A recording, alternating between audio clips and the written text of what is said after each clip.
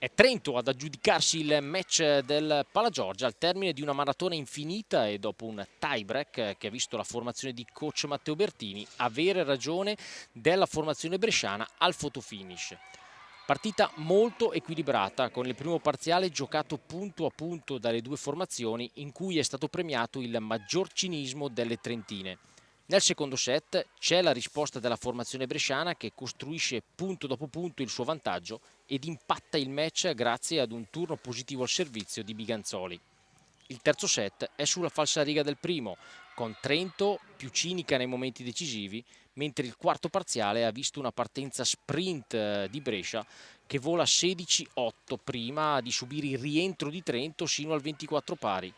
Brescia però in questa circostanza è più brava a portare il match al tie-break chiudendo 28-26. Tie-break in cui Trento parte meglio, andando avanti 4-1 e 8-6. Il break decisivo però lo fa il servizio di Piani 13-11 e l'ace conclusivo di Melli. MVP del match Sofia Dodorico con 27 punti, 21 per Vittoria Piani. Per Brescia non sono bastati i 40 punti di una strepitosa Nicoletti ad evitare la sesta sconfitta al tiebreak per la formazione bresciana.